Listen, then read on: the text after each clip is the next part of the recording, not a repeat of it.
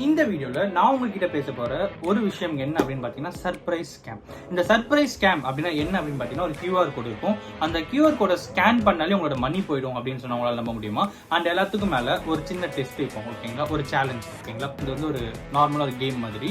இந்த click byte முடியறதுக்குள்ள நான் உங்களுக்கு ஒரு ஹிண்ட் கொடுப்பேன். இந்த ஹிண்ட்டை நீங்கள் கரெக்டாக கண்டுபிடிச்சிட்டிங்கன்னா அதுதான் இந்த வீடியோவில் நான் பேச போகிற மொத்த விஷயமே, ஓகேங்களா. அதை நீங்கள் எப்படி கரெக்டாக கண்டுபிடிக்கிறீங்க அப்படின்னு நம்ம பார்ப்போம். அந்த ஹிண்ட் என்ன அப்படின்னு பார்த்தீங்கன்னா, நீங்கள் அமேசான்லையோ ஃப்ளிப்கார்ட்ல ஒரு பொருள் ஆர்டர் பண்ணிருக்க மாட்டீங்க. பட் ஆனால் உங்கள் வீட்டுக்கு ஒரு டெலிவரி பாய் வந்து உங்கள் வீட்டுக்கு வந்து ஒரு பொருள் வந்திருக்கு, ஒரு பார்சல் வந்திருக்கப்போ நீங்கள் வந்து இல்லை அந்த பொருள் நான் ஆர்டர் பண்ணல, வீட்டில் தெரிஞ்சவங்க கிட்ட கேட்பீங்க, ஹஸ்பண்ட் கிட்ட, ஒய்ஃப் கிட்ட கேட்பீங்க. அவங்களும் நான் ஆர்டர் பண்ணல அப்படின்னு சொல்லுவோம். சரி, ஓகே, அந்த பொருளை கேன்சல் பண்ணிடு அப்படின்னு சொல்லும்போது அந்த பொருளை கேன்சல் பண்ணுற டைமில் உங்களோட மணி போயிடும். எப்படி சூப்பராக இருக்குல்ல? இந்த ஸ்கேம் பார்த்து நீங்கள் உங்ககிட்ட பேச போகிறேன். இது எப்படி நடக்கும், என்ன கௌதம் அப்படின்ட்டு உங்களுக்கு கரெக்டாக கண்டுபிடிச்சிட்டிங்கன்னா இதுதானா அப்படிங்கிறத அப்கமிங்ல வந்து செக் பண்ணி பாருங்க. இப்போ இன்கேஸ் இல்லை அப்படிங்கிற பட்சத்தில் நான் என்ன சொல்ல வரேன் அப்படிங்கிறது இந்த வீடியோ நீங்கள் வந்து செக் பண்ணி பாருங்க. இன்னைக்கு இந்த ஸ்கேம் பற்றி தான் இந்த வீடியோவில் நான் உங்ககிட்ட வந்து பேச போகிறேன். வாங்க டாபிக்ல போகலாம். கற்றது உலகளவாகவும் கல்லாதது கைமண் அளவாகவும் இருக்கட்டும். ஹலோ எவ்ரிவான், எல்லாரும் எப்படி இருக்கீங்க? நல்லா இருக்கீங்களா? இன்னைக்கு நம்ம பேச போற டாபிக் என்ன அப்படின்னு பார்த்தீங்கன்னா சர்ப்ரைஸ் ஸ்கேம், அப்புறம் ஒரு பார்சல் ஸ்கேம், ஓகேங்களா. இது எனக்கு ஒரு பார்சல் ஸ்கேம்ன்ற சர்ப்ரைஸ் ஸ்கேம்ன்ற என்ன அப்படின்னு பார்த்தீங்கன்னா, ஃபர்ஸ்ட் வந்து இந்த பார்சல் ஸ்கேம்னா என்ன அப்படின்னு உங்களுக்கு வந்து சொல்லிடுறேன். அமேசான்ல இல்லைனா ஃப்ளிப்கார்ட்ல, ஓகேங்களா. இந்த அமேசான்ல ஃப்ளிப்கார்ட்ல நீங்க வந்து ஒரு பொருள் ஆர்டர் பண்றீங்க. சாரி, நீங்க ஒரு பொருள் ஆர்டர் பண்ணல, ஓகேங்களா.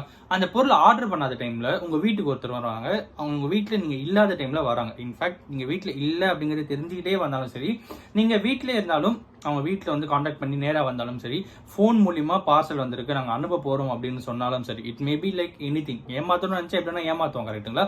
ஸோ அப்படி இருக்கும்போது உங்களுக்கு ஒரு ஃபோன் கால் வரும். ஃபோன் கால் பண்ணி அமேசானில் கால் பண்ணுறேன், ஃப்ளிப்கார்ட்டில் கால் பண்ணுறேன், இல்லை ஏதோ ஒரு ஆன்லைன் ஸ்டோர்லேருந்து கால் பண்ணுறேன் அப்படின்னு சொல்லி நீங்கள் வந்து இந்த பார்சல் ஆர்டர் பண்ணியிருக்கீங்க அப்படின்னு நீங்கள் வந்து என்ன, நான் எதுவும் பார்சல் ஆர்டர் பண்ணலையே அப்படின்னு சொல்லுவீங்க. உடனே உங்கள் வீட்டில் இருக்கிற ஹஸ்பண்ட் கிட்டயோ, ஒய்ஃப் கிட்டயோ, பசங்க கிட்டயோ, அப்பா கிட்டயோ, அம்மா கிட்டயோ, தம்பி கிட்டயோ, அண்ணா கிட்டயோ, அக்கா கிட்டயோ, தங்கச்சி கிட்டயோ, எல்லாருக்கிட்டையும் கேட்டு பார்ப்பீங்க. வீட்டில் இருக்கவங்க கிட்ட இன்கேஸ் அவங்க எதுவுமே நாங்களே எதுவும் ஆர்டர் பண்ணல அப்படின்னு சொல்லும்போது உடனே அவங்க என்ன சொல்லுவாங்க, சரிங்க சார், அப்போ அந்த பொருள் உங்களுக்கு இல்லை, நான் கேன்சல் பண்ணிட்டவா அப்படின்னு கேட்பாங்க. நீங்கள் கேன்சல் பண்ணிடுங்க தாராளமா அப்படின்னு சொல்லுவீங்க. உடனே அவங்க கேன்சல் பண்ண டைம்ல, சார் ஒரு ஓடிபி மட்டும் வரும் சார், அது மட்டும் ஒன்று சொல்லுங்க சார், பொருள் கேன்சல் பண்ணிடுறேன் அப்படின்னு. ஓடிபி தானேப்பா, ஓகேப்பா சொல்றேன்ப்பா, நீ போடு அப்படின்னு சொன்னோடனே ஓடிபி போட்டோன்னே நிறைய ஃபோன்ல இப்போ இருக்கிற ஒரு மேஜர் இஷ்யூ என்ன அப்படின்னு பார்த்தீங்கன்னா, ஓடிபி மட்டும் ஃபர்ஸ்ட் பாப்அப் ஆகுது, ஓகேங்களா. அது ரொம்ப ரொம்ப தப்பான ஒரு விஷயம். இது வந்து நான் பர்சனலாக சொல்ற ஒரு விஷயம். ஏன் அப்படின்னா, அந்த ஓடிபி எதனால வந்தது, எதுக்கு வந்திருக்கு அப்படிங்கிறது நம்ம உள்ள போய் மெசேஜ்ல பார்த்தா தான் தெரியும். அங்கே வந்து ஜஸ்ட் இந்த ஸ்க்ரீன் ஃபுல்லாக மேலே பாப்அப்ல வந்து 6 டிஜிட்டோ 4 டிஜிட்டோ அந்த ஓடிபி மட்டும் பாப்பா ஆகும்போது இதுக்கு தான் அந்த ஓடிபி வந்திருக்கு போலன்னு சொல்லி நிறைய பேர் அவசரப்பட்டு சொல்லிடுறோம். பட் அதெல்லாம் தாண்டி அந்த ஓடிபியை கிளிக் பண்ணி எதுக்கு அந்த ஓடிபி வந்திருக்கு அப்படின்ட்டு பாருங்க. Coming back to the topic, இந்த விஷயத்துல என்ன ஆகும் அப்படின்னு ஓடிபி தானே சொல்றேன் அப்படின்னு ஓடிபி வந்து ஃபோன் பண்ணி சொல்லுவோம். அந்த ஓடிபி நீங்க சொல்ற டைம்ல உங்களுக்கு உண்மையாவே பொருள்லாம் வந்திருக்காது. அது வந்து பேங்க் டிரான்சாக்ஷனுக்காக போடப்பட்ட ஓடிபி. அந்த ஓடிபி நீங்க சொன்னீங்கன்னா அந்த ஓடிபி போட்டோன்னே உங்க அக்கௌண்ட்ல இருக்கிற மணி வந்து காணாம போயிடும். ஸோ இந்த விஷயம் தான் ரீசெண்டாக நிறைய இடத்துல வந்து நடந்துட்டு இருக்கு. அண்ட் அஃப்கோர்ஸ் எல்லாத்துக்கும் மேலே நீங்கள் ஓடிபியை சொல்லும் போது மெசேஜ்குள்ளே போயிட்டு அந்த ஓடிபி எதுக்கு வந்திருக்கு, எதுக்கு சம்மந்தப்பட்ட ஓடிபி, அந்த சம்மந்தப்பட்ட நபர் தான் ஃபோன் பண்ணியிருக்காரா, அந்த ஓடிபி அவர்கிட்ட நம்ம சொல்லலாமா வேணாமா அப்படிங்கிற எல்லா விஷயமும் டிசைட் பண்ணி நீங்கள் பேசுனீங்கன்னா, நீங்கள் வந்து ப்ராசஸ் பண்ணீங்கன்னா உங்களுக்கு ரொம்பவே யூஸ்ஃபுல்லாக இருக்கும் அப்படிங்கிறத சொல்லிக்கிறேன். ரீசெண்டாக கேரளாவில் ஒருத்தர் வந்து ஏமாந்துருக்காரு. அவர் என்டி ஏமாந்தாரு அப்படிங்கிறது நிறைய பேர் வந்து யூடியூப்ல இருந்து பேசிட்டு இருக்காங்க. அண்ட் அவருடைய ரெக்கார்டிங் என்ன அப்படிங்கிறதையும் இந்த வீடியோவில் நான் உங்ககிட்ட வந்து ஷேர் பண்ணுறேன். ஃபர்ஸ்ட் விஷயம். ரெண்டாவது விஷயம் என்ன அப்படின்னு பார்த்தீங்கன்னா சர்ப்ரைஸ் ஸ்கேம். இது என்ன கௌதம் சர்ப்ரைஸ் ஸ்கேம் அப்படின்னு கேட்டிங்கன்னா, இது வந்து ஃபாரின் கண்ட்ரிஸ் வந்து பிரஷிங் ஸ்கேம் அப்படின்னு சொல்கிறாங்க.